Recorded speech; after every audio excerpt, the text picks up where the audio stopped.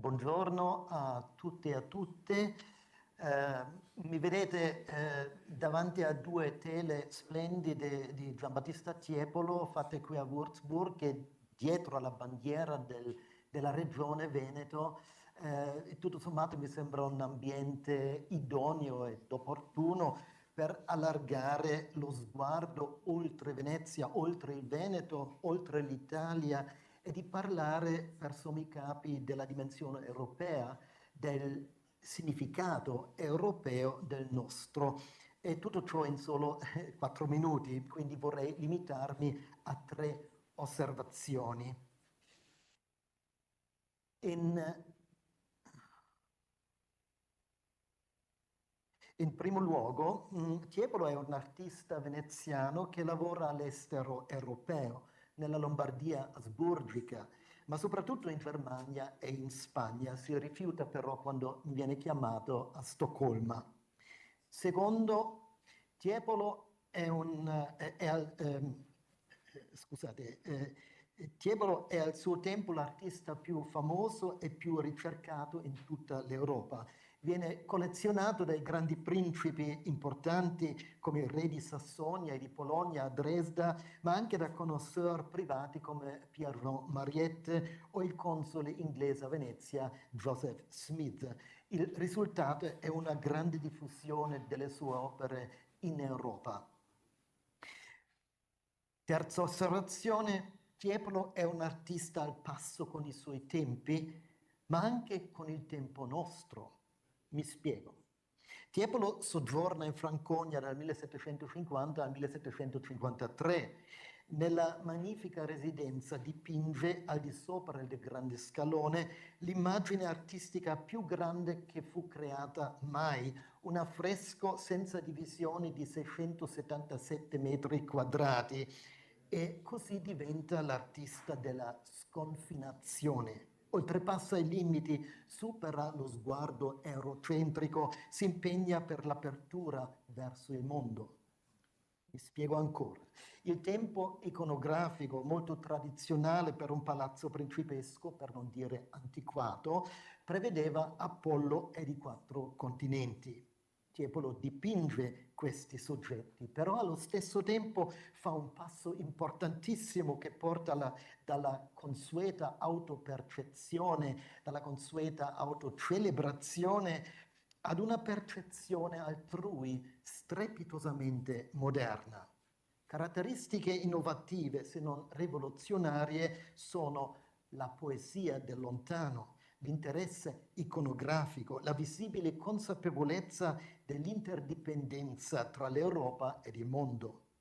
Il principio che informa la composizione non è l'affermazione del potere secolare, come in innumerevoli residenze e palazzi principeschi dell'epoca. Anzi, Tiepolo vuole dimostrare varie forme di civiltà e di cultura e per certi versi fa capire anche che l'Europa non sarebbe l'Europa senza i contributi degli altri continenti. Senza il commercio ed il governo che associa con l'Africa, senza la scrittura e la religione che per lui nascono in Asia. E questo messaggio non viene espresso solo con mezzi iconografici, ma anche tramite la stessa composizione, una composizione che rinuncia alla razionalità della prospettiva. Il che non vuol dire altro che nell'immenso affresco di Würzburg Tiepolo mette a riposo lo sguardo monofocale e con esso anche lo sguardo eurocentrico a favore di una concezione polifocale del mondo. Pochi anni prima della colonizzazione dell'Australia, quest'opera anticipa con mezzi meramente pittorici la decolonizzazione di tempi molto più recenti. Perché dico tutte queste cose? Perché Tiepolo è l'artista ideale per identificarsi con l'Europa di oggi. Un'Europa che non è più l'ombelico del mondo, ma che ha da offrire tanto al mondo. Nell'affresco di Würzburg, il lato con la personificazione dell'Europa raduna un gran numero di artisti. È un invito a vedere nel vecchio continente non una minaccia, ma piuttosto una fonte creativa, rappresentata da pittori, tra cui l'autoritratto di Giambattista Tiepolo insieme al figlio Gian Domenico, come anche da scultori, da architetti, da musicisti. All'Europa della cultura si unisce l'Europa delle curiosità, dell'apertura mentale verso le culture non europee. Gli affreschi, come anche le tele, oppure le acqueforti di Giambattista Tiepolo, anche di Gian Domenico, sono popolatissime di personaggi orientali, levantini, a volte strani, ma sempre affascinanti. Si incarna in loro tutta la saggezza dell'Oriente, di quella parte del mondo che a Venezia era così presente sin dal Medioevo. A non dimenticare delle tante figure di pelle scura. Gli africani in Tiepolo non sono mai state sottoposte ad uno studio a sé stante, nonostante il fatto che molto spesso appariscano da paggi, quindi corteggiani, che con grande sprezzatura fanno parte del cosmo figurativo di Giambattista Tiepolo, un inventario e un linguaggio europeo che ci può sembrare pionieristico, già che la convivenza di europei Grazie, arrivederla. ed extraeuropei sia da tempo una realtà irrevocabile.